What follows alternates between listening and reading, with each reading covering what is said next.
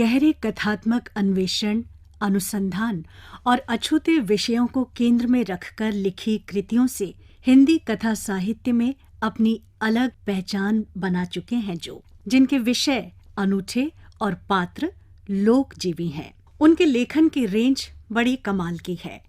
पाठकों को उनकी लिखी किताबों के प्रति बड़ी उत्सुकता रहती है, चाहे वो मेवात की पृष्ठभूमि पर लिखा उपन्यास काला पहाड़ हो, स्त्री शोषण को केंद्र में रखकर लिखा गया हलाला हो, या एक जाति समूह को केंद्र में रखकर लिखा गया उपन्यास रेत हो। जी हाँ, हम बात कर रहे हैं हरियाणा के मेवात जिले के छोटे से कस्बे नगीना के मजदूर परिवार में जन्मे कथाकार भगवान दास मोरवाल जी की। लिटरेरी गुरु में आज हमारे अतिथि हैं भारत के सुप्रसिद्ध कहानी और उपन्यास लेखक भगवान दास मोरवाल जी। मोरवाल जी, बहुत बहुत स्वागत है। नमस्कार। नमस्कार, आपका भी बहुत बहुत आभार। तो भगवान दास मोरवाल जी के जीवन और लेखन से जुड़े संस्मरण और अनुभवों का ताना बाना, साथ में गीत संगीत का माधुर्य, सभी कुछ रहेगा हमारे इस शो में, जिसका नाम है लिटरेरी गुरु, और मैं आपकी मेजबान सुजाता रथ। तो भगवान दास मोरवाल जी, आप एक प्रतिष्ठित लेखक के रूप में अपनी पहचान बना चुके हैं। आपकी कहानियों, उपन्यास, कविताओं के माध्यम से लोग आपको जानते हैं, लेकिन जो आपके फैंस हैं ना, चाहने वाले हैं, उनकी उत्सुकता इस बात के लिए भी रहती है कि वे अपने प्रिय लेखक की जिंदगी के बारे में भी जाने, उसका बचपन, युवावस्था, पढ़ाई लिखाई, संघर्ष, सभी कुछ। तो बताइए, कहाँ से शुरुआत करें? देखिए, जब लिटरेरी गुरु के रूप में आपने मुझे आमंत्रित किया है, तो स्वाभाविक सी बात है कि बात हम अपने लेखन से ही अगर मैं शुरू करूं तो ज़्यादा बेहतर रहेगा जी। दरअसल क्या है कि हर व्यक्ति के बारे में ये जानने की बड़ी उत्सुकता रहती है, खास तौर से जिस क्षेत्र में एक वो अपनी उपलब्धि प्राप्त कर लेता है, चाहे कलाकार हो, चाहे लेखक हो, चाहे संगीतकार हो। तो एक लेखक के रूप में ये स्वाभाविक है कि एक लेखक के बारे में ये जानकारी बहुत ही उत्सुकतापूर्ण होती है श्रोताओं की, कि आखिर एक लेखक अपनी लेखक यात्रा कैसे शुरू करता है, कब से उसने शुरू किया होगा। तो मैं बताऊं कि लिखने का छुटपुट शौक तो मुझे, अगर कहना चाहिए, जब मैं 11वीं में था, हायर सेकेंडरी में, तब मुझे था। और मुझे याद है कि मैंने एक कविता लिखी थी उन दिनों, और उसकी कुछ पंक्तियां ये हैं कि जब कभी मैं देखता हूँ खिलती कलियां ये बहारें, याद आते हैं स्वप्न में स्वर्ग के सारे सितारे, पर मेरा है देश महान, इसमें है सारे नजारे। क्या बात है। अब देखिए, एक स्टूडेंट है किशोरावस्था में, अब जाहिर सी बात है इस पर किसी न किसी अपने जो उसने पूर्ववर्ती लेखकों को पढ़ा उसका प्रभाव है। धीरे धीरे फिर जब और लिखना शुरू हुआ, तो मेरी शुरुआत अगर मैं कहूँ तो हर लेखक की तरह कविताओं से ही हुई थी। अब ये बात अलग है कि वो कविताएं थी भी या नहीं थी, तुकबंदियां भी थी, कुछ अनगढ़ता लिए भी कुछ कविताएं थी। और आपको सुन के सुजाता जी हैरानी होगी कि मैंने गजलें भी लिखी हैं। मैं उसको गजल कहता हूँ, गजल नहीं कहता हूँ, गजल कहता हूँ। क्योंकि किसी ने ये बताया कि गजल में बहुत आसान सा एक फार्मूला है कि कुछ एक जैसे शब्द उठा लीजिए और उनका आखिर में जोड़ दीजिए। लेकिन ये जो एक कहना चाहिए कि एक उत्साह था, ये बहुत जल्दी उतर भी गया, और ये महसूस हुआ कि नहीं, गजल लिखना मेरे बस की बात नहीं है। फिर मैंने धीरे धीरे कुछ लघु कथाएं, छोटी छोटी कहानी शुरू की, उसके बाद फिर बड़ी कहानियां शुरू की। और अगर मैं ये कहूं कि जो एक लेखक के रूप में मेरी पहचान बनी, वो लगभग 39 साल की उम्र में, जब मेरा पहला उपन्यास काला पहाड़। जी, तो मोरवाल जी, इस बारे में तो हम विस्तार से बाद में बात करेंगे, लेकिन एक बात हमें आज पता चली कि जो इतने बड़े उपन्यासकार, कहानीकार हमारे सामने बैठे हैं, उन्होंने शुरुआत कविताओं से की, तुकबंदी से की, गजल से की। जी जी जी, गजल से, बिल्कुल बिल्कुल। तो मोरवाल जी, जैसा कि हमने कहा कि हमारा जो ये सफर है लिटरेरी गुरु का, ये गीत संगीत के माधुर्य के साथ चलेगा, तो आपकी पसंद का एक गीत हम यहाँ पर सुनवाना चाहेंगे। जरूर। हुम हुमा हुमा हुम हुमा हुमा हुम हुमा हुमा हुम हुम हुमा हुमा हुम हुमा हुमा हुम हुमा हुमा हुम हुमा हुमा हुम हुमा हुमा।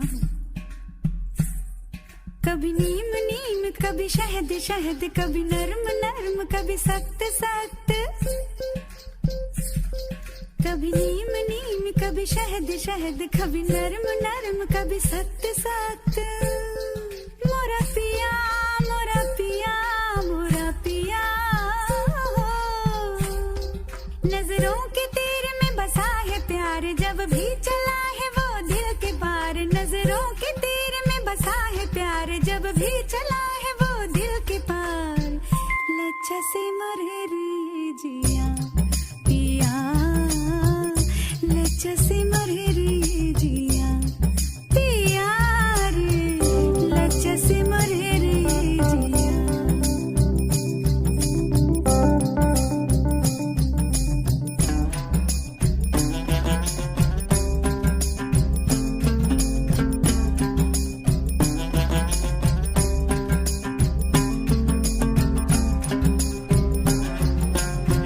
शोंधा के लाले मुख चमकाए, सांधी सांधी खुशबू मन बहकाए, जुल्फों की रैना फिर क्यों न छाए। हो चांद सितारे देखेंगे सारे, चांद सितारे देखेंगे सारे। लच्छा से मरे रे जिया पिया, लच्छा से मरे रे जिया। कभी नीम नीम कभी शहद शहद, कभी नरम नरम कभी सख्त सख्त, कभी नीम नीम कभी शहद शहद, कभी नरम नरम कभी सख्त सख्त। मोरा पिया मोरा पिया मोरा पिया।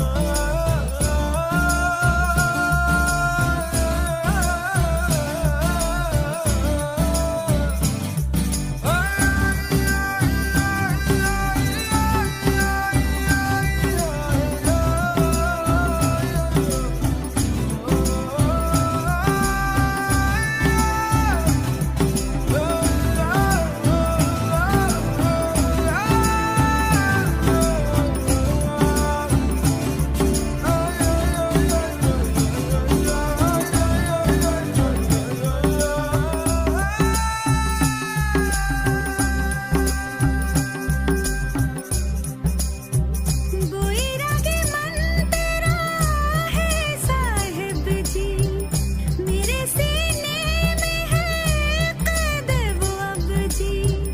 प्रीत की रखो नाज है मेरे रब जी। हो रुसवा हुई तो दुनिया हंसी तो, रुसवा हुई तो दुनिया हंसी तो। लच्छा से मरे रे जिया पिया, लच्छा से मरे रे जिया। कभी नीम नीम कभी शहद शहद, कभी नरम नरम कभी सख्त सख्त। मोरा पिया मोरा पिया मोरा पिया।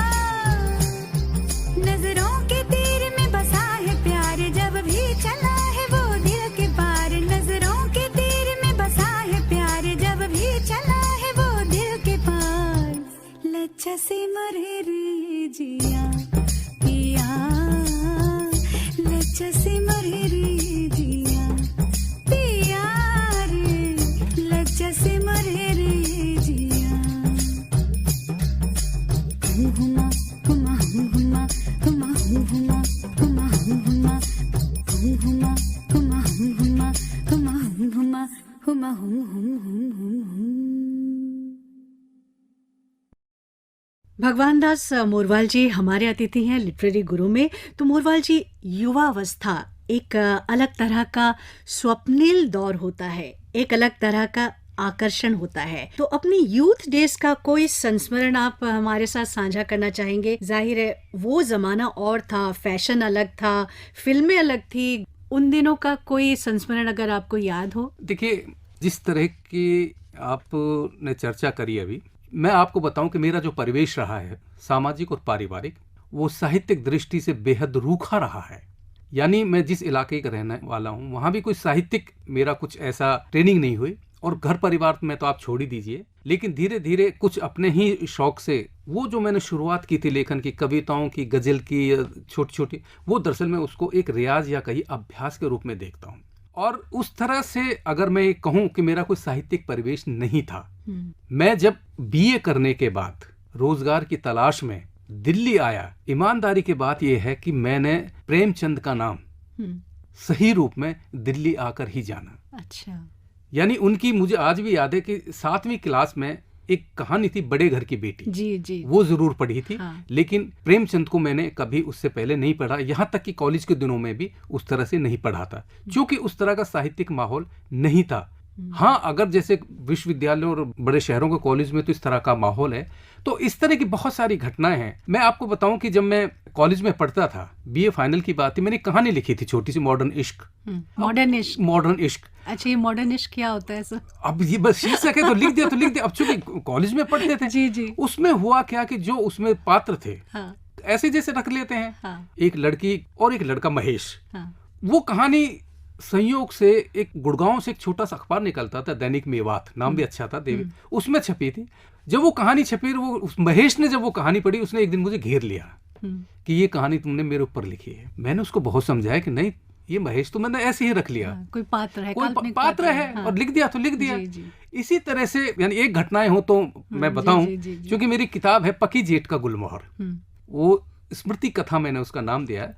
तो उसमें बचपन से लेकर स्कूल, कॉलेज और फिर उसके बाद ये 92 तक, जब मैंने पहला उपन्यास लिखने की मैंने भूमिका बनाई थी, तब तक के उसमें संस्मरण इस तरह के हैं, जो कि मैं कैसे दिल्ली आया, किस तरह से, मुझे कहना नहीं चाहिए कि, लेकिन मैं कह रहा हूँ कि मैंने रोटियां चुरा चुरा कर खाई थी। क्योंकि मैं यहाँ एक फैक्ट्री में काम करने आया था, अपने कस्बे की लाला की फैक्ट्री थी नारायण विहार में, तो मैं यहाँ लेखक बनने नहीं आया था, ईमानदारी की बात है। ये तो बाद में धीरे धीरे जब अभ्यास होता गया और ये एक आत्मविश्वास ये पैदा होता गया कि नहीं, मेरे पास जो अनुभव हैं, मेरी जो स्मृतियां हैं, मेरा जो समाज है, मेरा जो घर परिवार है, उसमें दरअसल एक लेखक के जीवन की जो जीवन यात्रा है, वो कहते हैं ना कि हर व्यक्ति के जीवन में 1 या 2 उपन्यास तो होता ही है। इसलिए क्या है कि किसी भी लेखक के जो शुरुआत के उपन्यास होते हैं, आप देखिए सुजाता जी, कि उसमें वो बहुत ही प्रामाणिक उनकी रचनाएं होती हैं, क्योंकि उनके वो अनुभव, उनकी वो स्मृतियां बिल्कुल रॉ मटेरियल जो होता है वो बिल्कुल प्रामाणिक होता है। जी, तो मोरवाल जी, बड़ा ही रोचक ये प्रसंग आपने सुनाया कि किस तरह से आप दिल्ली आए, तब प्रेमचंद को आपने पहली बार भली मानती समझा जाना और रोटियां चुरा चुरा के आपने खाई। आप एक लेखक बनने नहीं आए थे, तो ये बहुत ही रोचक एक प्रसंग था। तो मोरवाल जी, यहाँ पर हम एक म्यूजिकल ब्रेक लेना चाहेंगे। और हालांकि मुझे आपने कहा कि आप आजकल के गाने इतने नहीं सुनते हैं, लेकिन फिर भी आपकी पसंद के कुछ गायक कलाकार हैं जिन्हें आप सुनवाना चाहेंगे। जैसे कि आपने बताया कि अलका याग्निक आपको पसंद है, कुमार शानू आपको पसंद है, श्रेया घोषाल आपको पसंद है, तो अलका याग्निक के सुर में ये गाना यहाँ पर सुन ले, फिल्म जख्म का तुम आए तो। जी बिल्कुल जरूर।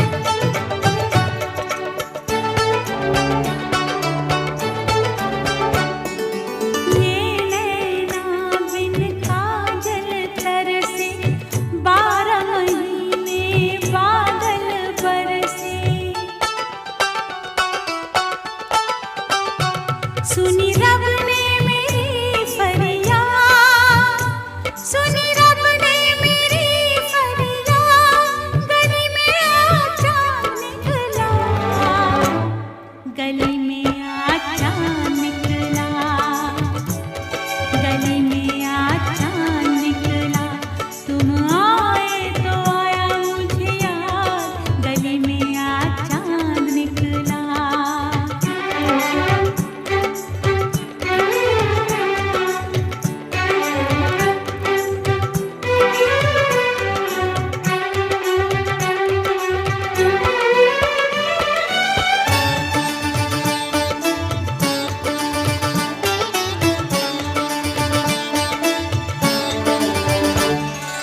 आज की रात जो मैं सो जाती, खुलती आँख सुबह हो जाती, मैं तो हो जाती बस बर्बाद, मैं तो हो जाती बस बर्बाद, गली में आज चांद निकला, गली में आज चांद निकला,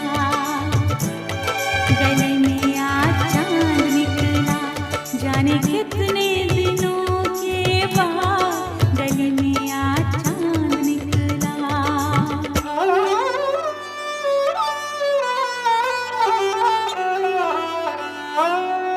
मैंने तुमको आते देखा, अपनी जान को जाते देखा, जाने फिर क्या हुआ नैया, जाने फिर क्या हुआ नैया, गली में आज चांद निकला, गली में आज चांद निकला, गली में आज चांद निकला, जाने कितने दिनों के बाद, गली में आज चांद निकला।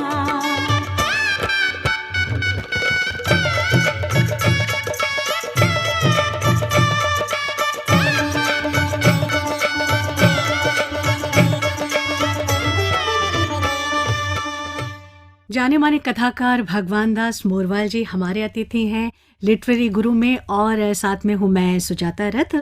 तो मोरवाल जी, आपने हम जब चर्चा कर रहे थे आपस में, एक इनफॉर्मल सी चर्चा हो रही, तब आपने एक बहुत ही इंटरेस्टिंग बात मुझे बताई कि आप 1985 से आकाशवाणी आ रहे हैं। आपका जो नाता है, संबंध आकाशवाणी के साथ बड़ा पुराना और गहरा और आत्मीय है।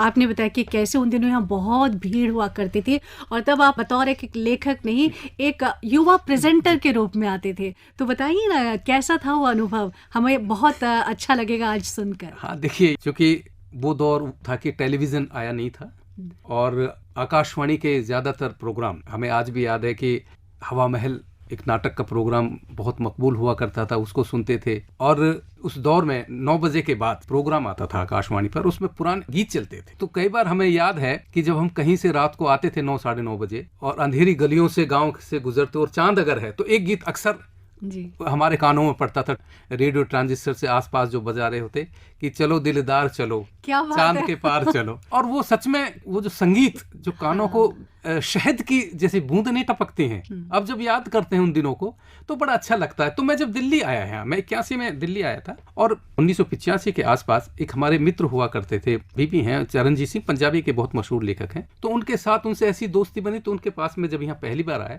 यहाँ जो पीछे की तरफ बैरक हैं, वहाँ युवाणी की यूनिट हुआ करती थी, और परवेज आलम साहब उसमें बैठा करते थे। और मजे की चीज ये है कि 1985 के परवेज आलम और आज के परवेज आलम को अगर हम देखें, उसकी जो देह भाषा है, बॉडी लैंग्वेज में बिल्कुल भी अंतर नजर होता है बहुत से लोगों के साथ। तो जब हम आते थे वहाँ, तो प्रोग्राम होता था वो प्रेजेंटर के रूप में, जैसे आपने कहा कि उसमें गानों के लिए बड़ी मारामारी होती थी युवाओं में। वो शाम को 6:15 बजे होता था, तो उसके लिए ऑडिशन होता था। अब ईमानदारी की बात तो ये कि मेरा जो बोलने का लहजा कहिए या प्रोनाउंसिएशन कहिए, वो देहाती था बिल्कुल।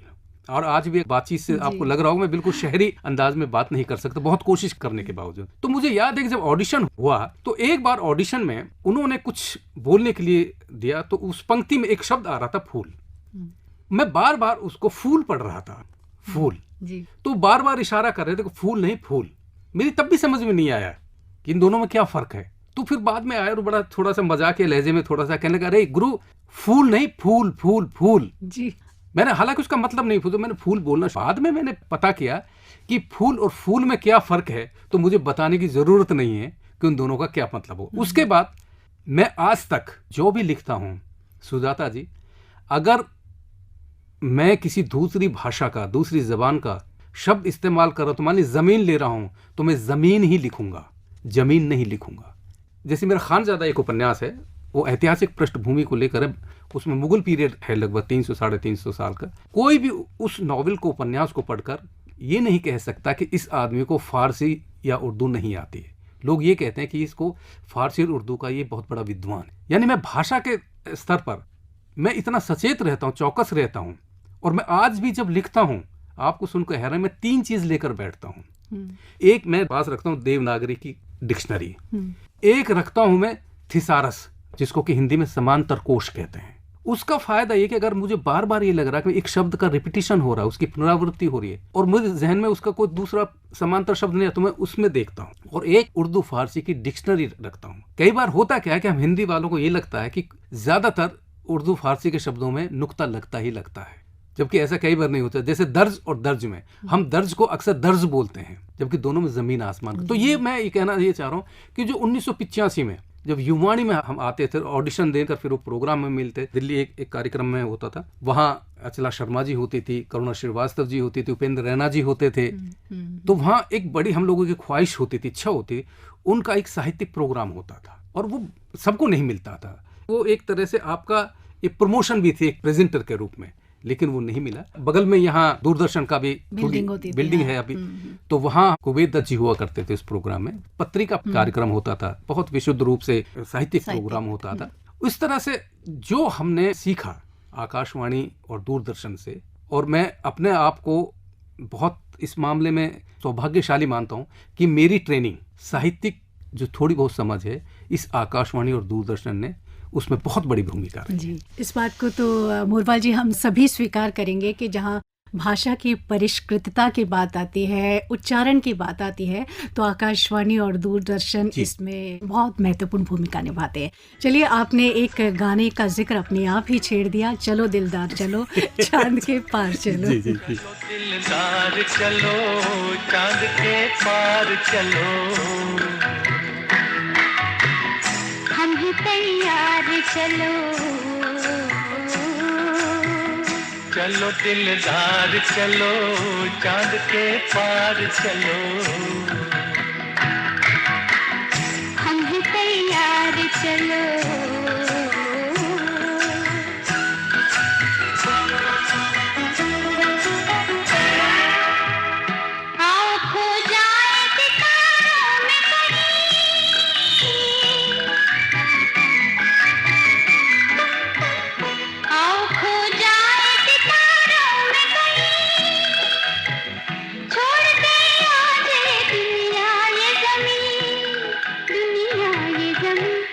चलो दिलदार चलो चांद के पार चलो,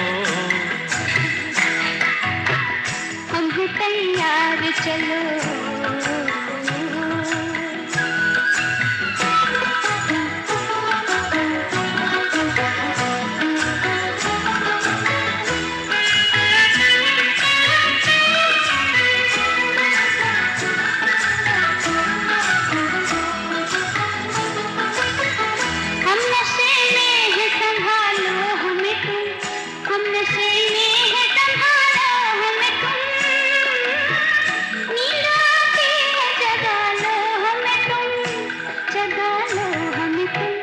चलो दिलदार चलो चांद के पार चलो, हम हैं तैयार चलो,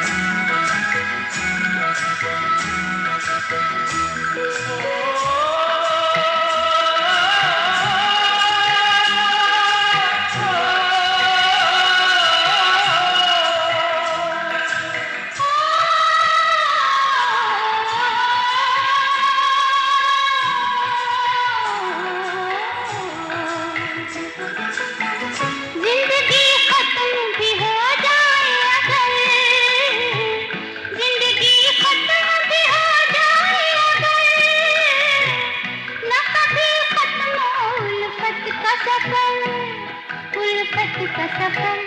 चलो दिलदार चलो चांद के पार चलो, हम भी तैयार चलो। चलो दिलदार चलो चांद के पार चलो, हम भी तैयार चलो। चलो दिलदार चलो चांद के पार चलो, हम भी तैयार चलो। लिटरेरी गुरु में आज हमारे मेहमान हैं प्रख्यात लेखक श्री भगवान दास मोरवाल जी, जिन्होंने साहित्य की तमाम विधाओं में लिखा है, कार्य किया है। उपन्यास की बात करें तो काला पहाड़, बाबल तेरा देश में, रेत, हलाला, कहानी संग्रह, सिला हुआ आदमी, सूर्यास्त से पहले, माँ और उसका देवता, संस्मरण, पकी जेठ का गुलमोहर, कविता संग्रह, दोपहरी चुप है। इसके अलावा संपादन। वैसे मैंने कुछ प्रमुख कृतियों के ही नाम लिए हैं, बहुत लिखा है आपने। जाहिर है लेखन आपको बहुत प्रिय है, फिर भी मोरवाल जी किस विधा में लिखना आपको सर्वाधिक आत्मीय लगता है? देखिए, ये आपने बहुत अच्छा प्रश्न किया। अच्छा इस रूप में कि जब कोई भी लेखक, कोई भी व्यक्ति जब लेखन की शुरुआत करता है तो उसको खुद भी नहीं पता होता है कि उसे लिखना क्या है। तो इसलिए क्या है कि कभी कविता में हाथ आजमाता, कहानी के रूप में, कहानी में जैसा भी उसकी होती है, लेकिन एक समय ऐसा आता है कि जब उसकी पहचान एक विधा विशेष के रूप में बन जाती है। जैसे अगर मैं आज अपने बारे में कहूं तो मेरी पहचान उपन्यासकार के रूप में है। यानी लगभग 16 साल पहले मैंने आखिरी कहानी लिखी थी। मैंने कहानी लिखना छोड़ दिया। मुझे बहुत ही पहले पता चल गया था कि कविता में अपना मामला नहीं चलेगा, या कविता विधा अपने बस की नहीं है, तो वो बहुत पहले मैंने छोड़ दी। लेकिन मैं जो अपने आप को जो सबसे ज्यादा सहज पाता हूँ वह मैं पाता हूँ उपन्यास लेखन में। तो मोरवाल जी आपके 9 उपन्यास आ चुके हैं और 10वां आने वाला है, तो इस 10वें उपन्यास के बारे में कुछ बताइए। हाँ देखिए, एक तो मेरे बारे में ये कहा जाता है, हालांकि एक लेखक को अपने बारे में कभी इस तरह की बात कहना नहीं चाहिए। हिंदी के बहुत बड़े आलोचक हैं प्रोफेसर मैनेजर पांडे, जवाहरलाल नेहरू विश्वविद्यालय में रहे हैं। उन्होंने एक बार एक बात कही थी, जब मेरा तीसरा उपन्यास रेत एक तथाकथित अपराधी जनजाति को केंद्र में रखकर लिखा गया था, तो उन्होंने एक बात कही थी कि मोरवाल उन विषयों को लेते हैं जिन पर कि अक्सर हिंदी के लेखकों की नजर नहीं जाती। अब ये देखिए, आपने जैसे खुद ने कहा कि अलग अलग विषयों की अगर मैं बात करूं, मेरे पहले 2 उपन्यास मेवात के पृष्ठभूमि को लेकर बहुत मोटे मोटे उपन्यास है, 450-500 पेज के उपन्यास हैं। उस तरह रेत, नरक मसीहा जो एनजीओ कल्चर पर है, हलाला उपन्यास, उसके अलावा सुरबंजारन मेरा एक उपन्यास है जो हाथरस शैली की नौटंकी है, उसकी एक अदाकारा को केंद्र में रखकर लिखा गया है। उसके बाद वंचना, शकुंतिका, खानजादा ऐतिहासिक, और अभी जिसकी आपने एक जिज्ञासा प्रकट की, अभी मैंने एक उपन्यास अपना पूरा किया है। उसका जो मैं अभी जो शीर्षक मैंने सोचा, हो सकता है बदला भी जा सके, उसका मैंने मोक्ष वन शीर्षक रखा है। और इसकी जो पृष्ठभूमि है इस उपन्यास की, यह वृंदावन की पृष्ठभूमि जी। आप इसको एक तरह से सांस्कृतिक उपन्यास भी कह सकते हैं जी। क्योंकि वृंदावन के बारे में हम अक्सर जानते हैं कि जैसे काशी हो, वृंदावन में यहाँ बंगाल की जो प्रत्येकताएं और जो विधवाएं स्त्रियां हैं वो यहाँ बहुत आती हैं। और एक समय ऐसा था कि बहुत संख्या में थी। मेरे मन में जो पहले कुछ लिखने का विचार था सिर्फ इन्हीं को लेकर था, लेकिन जब मैं वृंदावन में गया, मैंने वहाँ के घाटों को, मंदिरों को, गलियों को, कुंज गली जिनको हम कहते हैं वृंदावन की, उन जगहों को देखा। और जो आज के दौर में बाजार का असर धर्म पर कैसे पड़ता जा रहा है, उसको भी मैंने वहाँ देखने की कोशिश की। तो खाली ये उपन्यास मोक्षवन सिर्फ उन प्रत्येकताओं और विधवा स्त्रियों पर नहीं है, बल्कि जो आज धीरे धीरे हमारे भारतीय समाज में जिस तरह के मूल्य बदल रहे हैं, नैतिकताएं बदल रही हैं, उसको भी मैंने जांचने और परखने की कोशिश। चलिए, आपके पाठकों को बड़ी प्रतीक्षा रहेगी इस उपन्यास की, मोक्ष वन की, कि कब ये मार्केट में आए और हम उसे पढ़ें। तो मोरवाल जी, यहाँ पर हम फिर से एक संगीतमय ब्रेक लेंगे, तो बताइए आपकी पसंद का कौन सा गाना सुनवाएं? देखिए, अगर जहाँ तक पसंद किया, अगर वो तीसरी कसम का कोई गाना, हाँ आपने जिक्र किया जी जी जी, हाय गजब एक तारा टूटा, चलिए बहुत अच्छा गाना है वो। अच्छा, ये मैं आपको बताऊं, ये तीसरी कसम मुझे फिल्म क्यों अच्छी लगती है। तीसरी कसम की जो पृष्ठभूमि है वो भी नौटंकी है, हालांकि वो फरीश्वरनाथ नैणु की कहानी पर है वो फिल्म, लेकिन अगर आप देखें उसमें, मैं इसलिए उस फिल्म को जो क्लासिक फिल्में हैं शैलेंद्र जी की, उसमें गिनता हूँ क्योंकि ये फिल्म जो मेरा प्रिय लोक संगीत रहा जी है, जी जी। नौटंकी, हाँ। उसके बहुत करीब है, तो इसलिए मुझे ये फिल्म बहुत अच्छी लगती है और इसके गाने तो मुझे बहुत, ये गाना तो खास तौर से बहुत मुझे चलिए पसंद सुन है। लेते हैं। जी। हाय गजब कहीं तारा टूटा, हाय गजब कहीं तारा टूटा, लूटा रे लूटा मेरे सैया ने लूटा, हाय गजब कहीं तारा टूटा, लूटा रे लूटा मेरे सैया ने लूटा, हाय गजब कहीं तारा टूटा।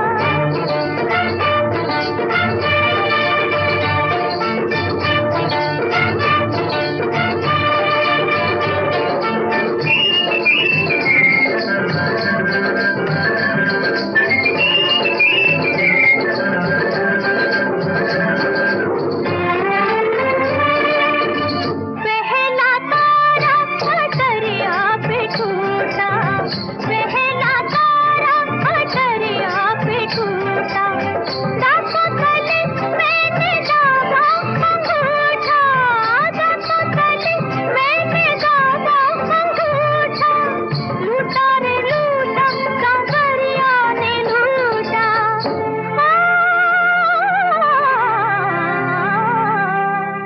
हाय गजब कहीं तारा टूटा, लूटा रे लूटा मेरे सैया ने लूटा, हाय गजब कहीं तारा टूटा।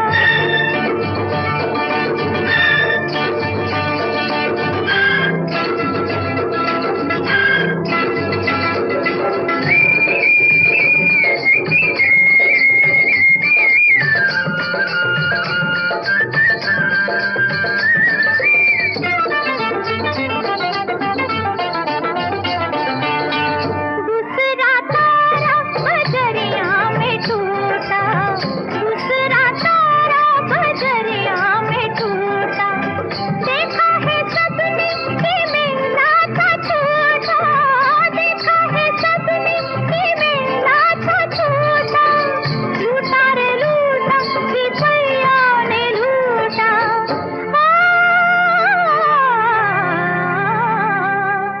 हाय गजब कहीं तारा टूटा, लूटा रे लूटा मेरे सैया ने लूटा, हाय गजब कहीं तारा टूटा।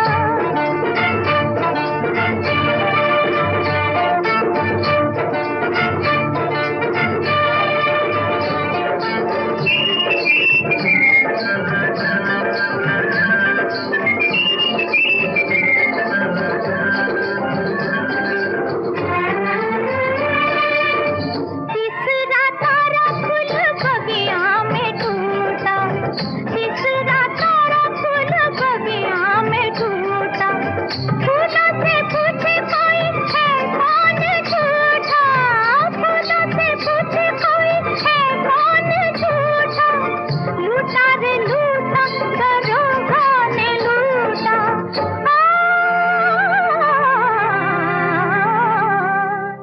हाय गजब कहीं तारा टूटा, लूटा रे लूटा मेरे सैया ने लूटा, हाय गजब कहीं तारा टूटा, लूटा रे लूटा मेरे सैया ने लूटा, हाय गजब कहीं तारा टूटा।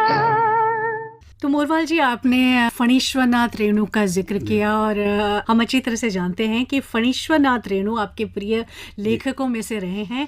फणीश्वरनाथ रेणु है, प्रेमचंद है, राही मासूम रजा जी हैं, जिनसे आप काफी प्रभावित रहे हैं। तो ये बताइए कि क्या कुछ और कितना ग्रहण किया है आपने इन लेखकों से? देखिए, ये एक संयोग की बात है कि जब मैंने उपन्यासों को पढ़ना शुरू किया तो संयोग से मैंने पहला उपन्यास राही मासूम रजा का आधा गांव पढ़ना शुरू किया। हालांकि शुरू में मुझे थोड़ी सी दिक्कत हुई, लेकिन जब उसकी शब्दावली और भाषा मेरी जब पकड़ में आने लगी तो वो उपन्यास पढ़ने के बाद फिर मैंने रेणु का मेला आंचल। प्रेमचंद आपको सुनकर हैरानी होगी कि गोदान को मैंने बहुत बाद में पढ़ा। झीनी झीनी बीनी चदरी अब्दुल बिस्मिल्लाह जी का, शानी जी का काला जल, ये संयोग था कि लगभग मैंने 1 दर्जन के करीब इसी तासीर के एक जैसे उपन्यास पढ़ लिए। उससे मुझे एक चीज बात समझ में ये आई, इन उपन्यासों को पढ़ने के बाद जो इनका लोकेल है वो है लगभग मेरे अपने लोग से बहुत नजदीक, यानी मिलता जुलता नजर आया। मैं जिस मेवात का रहने वाला हूँ, वहाँ की जो संस्कृति है, वहाँ की जो सामाजिक संरचना है, वो लगभग इसी तरह के उपन्यासों की। तो मुझे ये लगा कि जो मेरे अनुभव है, मेरी स्मृतियां हैं, मेरे पास इतना खजाना है अपनी स्मृतियों का, अपने समाज का, कि इस तरह का उपन्यास मैं भी लिख सकता हूँ। और उसी के बाद 1992 में मैंने इस उपन्यास को लिखना शुरू किया। आपको सुनकर हैरानी होगी कि कॉफ़ी हाउस जाना शुरू किया था मैं इसी दौर में 85-86 में। तो मैं 1-1.5 साल तक सिर्फ मैं, जब वहाँ लेखक विष्णु प्रभाकर जी हुआ करते थे, पंकज बिष्ट होते थे, भीष्म साहनी जी को हमने कॉफ़ी हाउस में ही देखा। और एक समय में 60-70 लेखक कॉफ़ी हाउस पर बैठ जब वो चर्चा करते थे इस तरह की, तो उससे मैंने बहुत ग्रहण किया सुधाचा जी। तो आज अगर मैं कहूँ कि मेरे लेखन पर जो असर है, रेणु, राही, मासूम, रजा, इनका सबसे ज़्यादा। और मैं कहता हूं कि अगर मैं एक लेखक के रूप में मैं अपने ऊपर खास तौर से रेणु का बहुत ऋणी हूं कि उन्होंने कम से कम अंचलों पर लिखने के लिए एक लेखकों की एक लंबी जमात पैदा हुई उनके लेखन को पढ़कर।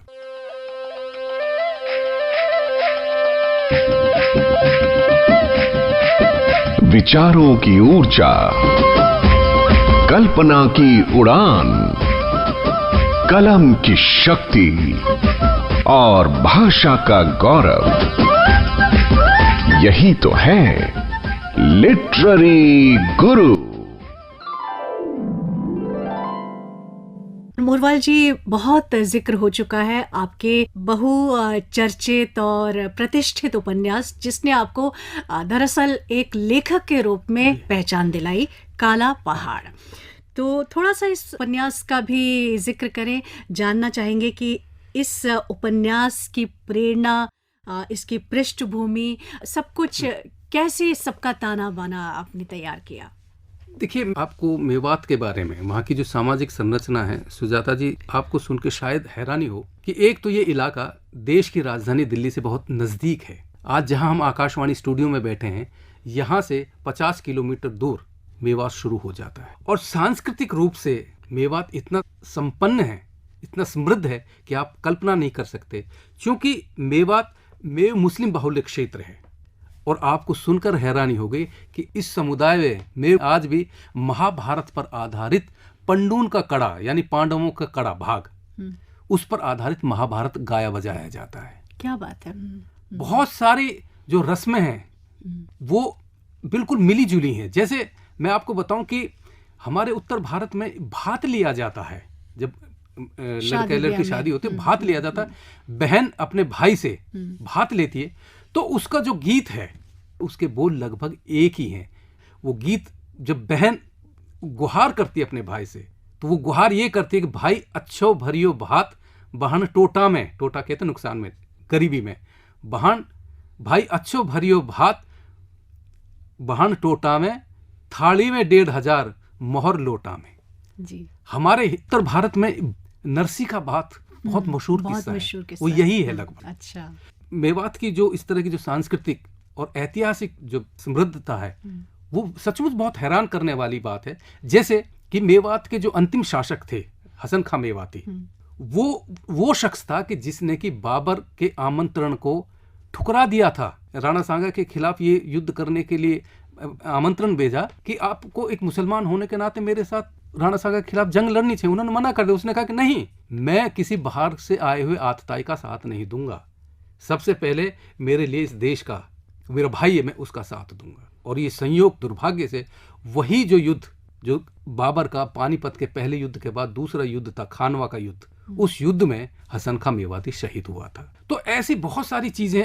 कल ही मेरे एक दोस्त का फोन आया जिनेवा से, मेरा क्लासमेट था तो जिनेवा में है वो। उसने कहा कि ये काला पहाड़ तुमने लिखा है? मैंने कहा हाँ। कहने लगे यार मैं ट्विटर पर देख रहा था, क्या है काला पहाड़, क्या है? मैं समझ गया क्या है। इसका शीर्षक जो काला पहाड़, ये जो अरावली रेंजेस है, अरावली पर्वत श्रृंखला, जो कि विश्व की दूसरी पर्वत श्रृंखला जो सबसे प्राचीनतम है, इसका पत्थर जब मेवात में आप जाएंगे काला पहाड़ का, वो काला पत्थर दिखाई देता है। तो उस नाम पर इसको काला पहाड़ कहा जाता है। और इसको मैंने एक प्रतीकात्मक शीर्षक दिया है, ये गवाह के रूप में सारी चीजों को देखता है। तो इसमें मेवात की लोक कथाएं हैं, मेवात के लोकगीत हैं, मेवात के मुहावरे हैं, लोकोक्तियां हैं। जी। जैसे एक उपन्यास पूरी कथा होती है ना, उस कथा में बहुत सारी उपकथाएं आपको मेवात से जुड़ी हुई पढ़ने को मिलेंगी। तो ये बहुत रोचक तथ्य आपने बताए मोरवाल जी। आगे बढ़े इससे पहले एक संगीतमय ब्रेक लेते हैं। एक लड़की को देखा तो ऐसा लगा, एक लड़की को देखा तो ऐसा लगा, जैसे खिलता गुलाब, जैसे शायर का ख्वाब, जैसे उजली किरण, जैसे वन में हिरन, जैसे चांदनी रात, जैसे नरमी की बात, जैसे मंदिर में हो एक जलता दिया।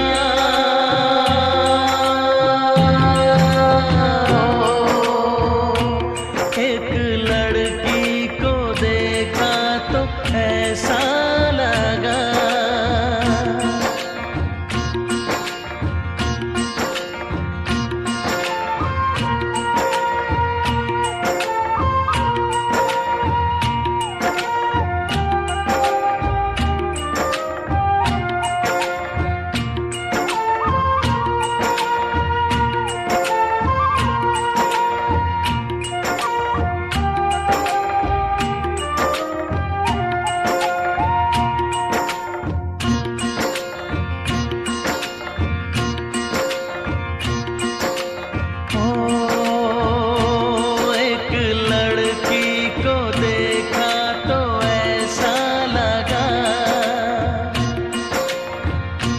एक लड़की को देखा तो ऐसा लगा, जैसे सुबहों का रूप, जैसे सर्दी की धूप, जैसे बीना की तान, जैसे रंगों की जान, जैसे बल खाए बेल, जैसे लहरों का खेल, जैसे खुशबू लिए आए ठंडी हवा।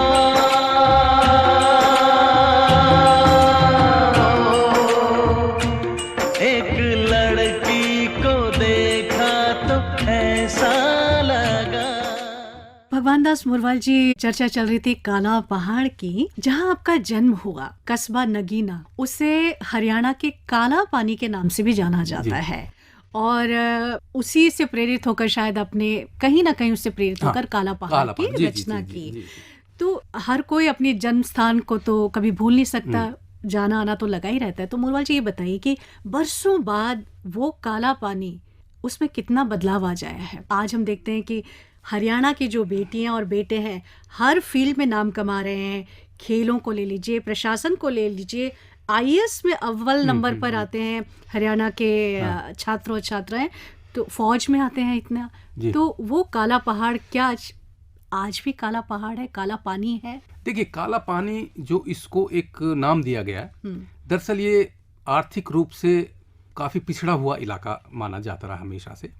तो ये कहा जाता है कि एक जमाने में, बल्कि आज भी, अगर हरियाणा में किसी कर्मचारी को सजा देनी होती है तो उसका ट्रांसफर मेवात में किया जाता है, यानी काला पानी में किया जाता है। लेकिन इसकी खूबसूरती ये भी है सुजाता जी, कि जो मेवात में एक बार आ जाता है आसानी से जाता नहीं। लेकिन जो आपने बदलाव की बात की, देखिए समय के साथ साथ सुजाता जी, जाहिर सी बात है कि जो बदलाव लगभग अब ग्रामीण क्षेत्रों में और जगह वो मेवात में भी हैं। गाँव में जितनी दुश्वारियां, जितनी मुश्किलात आज हैं, शायद अब वो गांव जैसे नहीं रहे। जो दूसरी तरह की व्याधियां हैं, यानी आज वहाँ जो आम जनजीवन बहुत अस्त व्यस्त है। आप शहर में रहते हैं, आपको 24 घंटा बिजली मिलती है, समय से पानी मिलता है, ये जो मूलभूत जरूरतें हैं, इस तरह की चीजें, बहुत सारे बदलाव।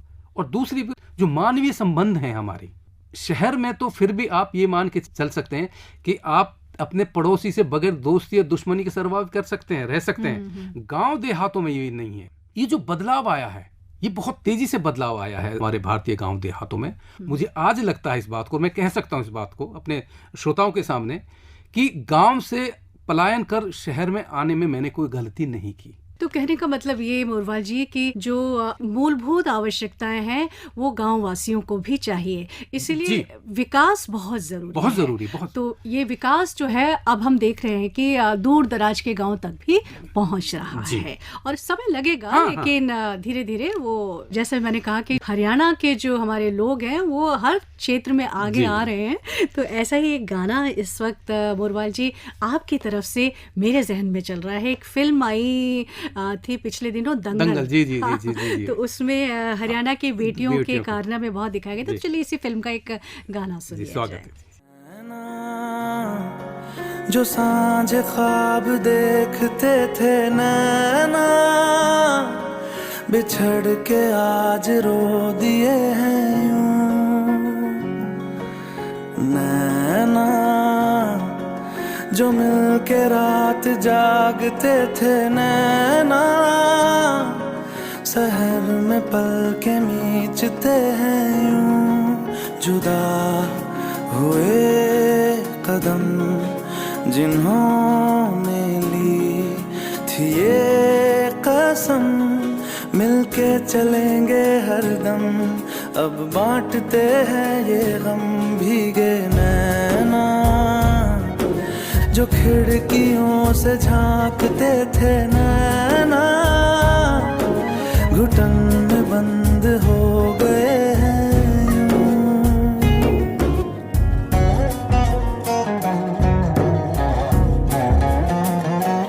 सांस हैरान है, मन परेशान है, हो रही सी क्यों रुआसा ये मेरी जान है। क्यों निराशा से है आस हारी हुई, क्यों सवालों का उठा सा दिल में तूफान है नैना। कभी जो धूप सेकते थे नैना, ठहर के छाँव ढूंढते हैं यूं। जुदा हुए कदम जिन्होंने ली थी ये कसम, मिलके चलेंगे हरदम। अब बांटते हैं ये गम भीगे नैना।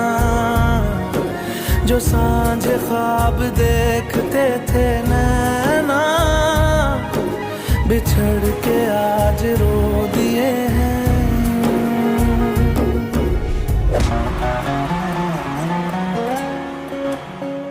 लिटरेरी गुरु का ये सफर चल रहा है जाने माने लेखक भगवान दास मोरवाल जी के साथ।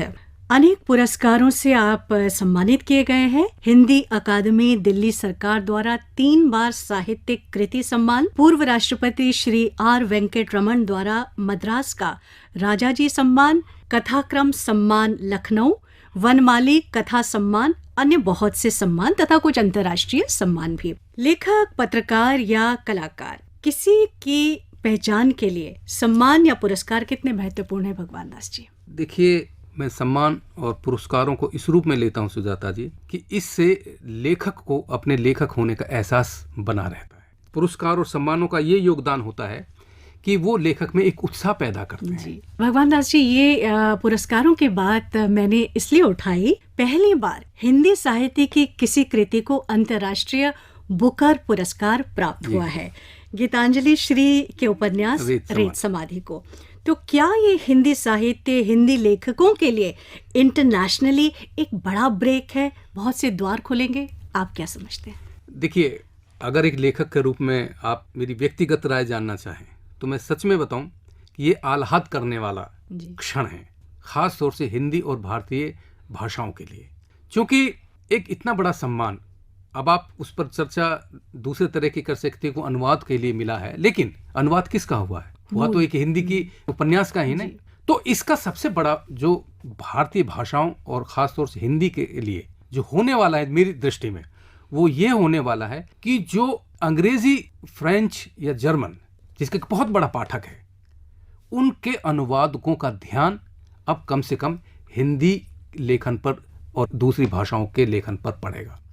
और आने वाले समय में मेरा ये अपना विश्वास है कि ये तो एक बुकर पुरस्कार है हो सकता है कि आने वाले समय में जिस तरह से एकाएक पूरे विश्व का ध्यान भारतीय भाषाओं और भारतीय साहित्य की तरफ आकर्षित हुआ है, कि ये बहुत अच्छा आने वाले समय में मैं इसको एक संकेत के रूप में देख रहा हूं। तो इसलिए रेत समाधि को हमारी अग्रज कथाकार हैं गीतांजलि श्री, और मुझे इसलिए खुशी होती है कि जब मेरा पहला उपन्यास काला पहाड़ आया था तो उनका भी पहला उपन्यास हमारा शहर उस बरस एक ही प्रकाशक से साथ साथ आया था। तो मेरे लिए इसलिए भी और ज्यादा गर्व की बात है कि मेरी एक समकालीन, मेरी अग्रज कथाकार को और एक हिंदी की ऐसी कृति को इस तरह का अंतर्राष्ट्रीय पुरस्कार मिलना, निस्संदेह मैं बार बार इस बात को कहता हूँ, ये एक बहुत अच्छा संकेत। मोरवाल जी, हमारी अनंत शुभकामनाएं हिंदी के सभी लेखकों के लिए और आपके लिए भी, कि आने वाले दिनों में, आने वाले वर्षों में इस तरह का पुरस्कार आपको भी प्राप्त हो और अन्य लेखकों को भी। अब एक अंतिम सवाल, आपकी बहुत सी कृतियां स्कूल और कॉलेजों के पाठ्यक्रमों में भी शामिल है, तो अपने लेखन के माध्यम से जो संदेश, जो जागरूकता आप बच्चों और युवाओं तक पहुंचाना चाहते हैं, उसके बारे में बताइए, और उसी के साथ हम अपने श्रोताओं से आज आज्ञा लेंगे। देखिए, मेरा एक छोटा सा उपन्यास है शकुंतिका। शकुंतिका दरअसल हमारे यहाँ कहते हैं एक चिड़िया या गौरैया, उसका समांतर शब्द है। ये बहुत छोटा सा उपन्यास है। इस उपन्यास के केंद्र में मैंने बच्चियों को लिया है, लड़कियों को, यानी जिन घरों में सिर्फ बच्चियां ही होती हैं, लड़कियां ही होती हैं, उस घर का अनुशासन कैसा होता है, और जिन घरों में लड़कियां नहीं होती, बेटे बेटे होते, उन घर का अनुशासन कैसे होता है। क्योंकि हम बेटियों के प्रति बड़े संवेदनशील हैं भारतीय, और इसलिए हम अक्सर बातों बातों में अपनी बच्चियों को, बेटियों को चिड़िया भी कहते हैं, गौरैया कहते हैं। तो वो उस उपन्यास में कुछ लोग कहते हैं कि ये एक तरह से बेटी बचाओ बेटी पढ़ाओ जो स्लोगन है भारत सरकार का, उसको भी ये प्रमोट करने वाला उपन्यास है। मैं नहीं कहता, पाठक कहते हैं इस बात को। तो मेरा ये मानना है कि लेखक और उसकी कृति का, रचना का, उपन्यास हो या कहानी, एक उद्देश्य ये भी होता है कि वह अपने पाठक को एजुकेट करे, शिक्षित करे। मैं एक अच्छी कृति, अच्छा रचना या अच्छी उपन्यास उसी को मानता हूं कि जो मेरे पाठक को समृद्ध करे, यानी जो उसको नहीं पता उसके बारे में नई जानकारी दे। क्योंकि जो लेखक का जो अपना जो सोचने का तरीका है, कई बार क्या होता है कि जो पात्र होते हैं वो पात्र कोई अलग नहीं होते, उसमें ज्यादातर जो संवाद बोले जाते हैं, जो बातचीत हो, वो लेखक की ही अपनी एक तरह से कहना चाहिए, उसकी अपनी कल्पना हो। तो इसी संदेश के साथ मोरवाल जी, हम अपने तमाम सुनने वालों से आपकी पसंद के इस गाने के साथ आज्ञा लेंगे। आपका बहुत बहुत हम धन्यवाद करते हैं, शुक्रिया अदा करते हैं कि आपने समय निकाला और हमारे बीच आए यहाँ आकाशवाणी के स्टूडियो में। हमें बहुत खुशी हुई, बहुत बहुत शुक्रिया। आपका भी बहुत बहुत शुक्रिया, आभार। चलते चलते आपकी पसंद के इस गीत के साथ श्रोताओं से लेते हैं इजाजत। नमस्कार।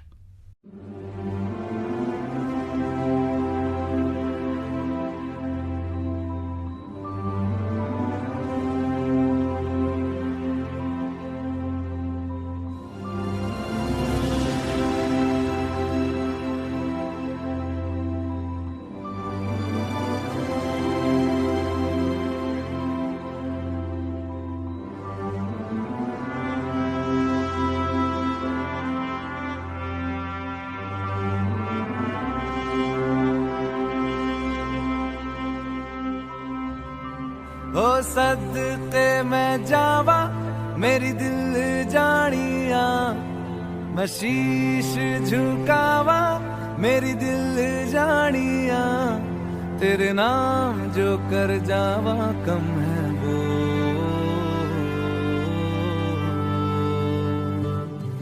तू सारे जहां से प्यारी मेरे भारत की बेटी है, सारे जहां पे भारी मेरे भारत की बेटी, दिल जान है शान हमारी मेरे भारत की बेटी, जीती रहो जीतती रहो।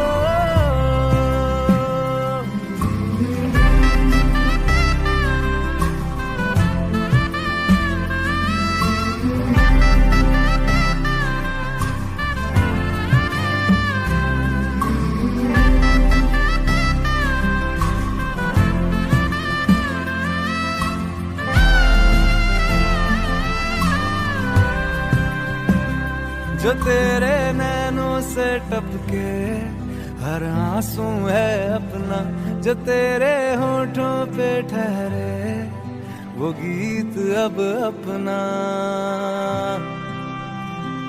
जो सीना तान के तू चल दे, उठता है सर अपना, जा जी ले अपनी जिंदड़ी, सर पर हाथ है अपना, तेरा जो भी है सपना अब जिम्मा है अपना, सपने सच करने की तेरी बारी।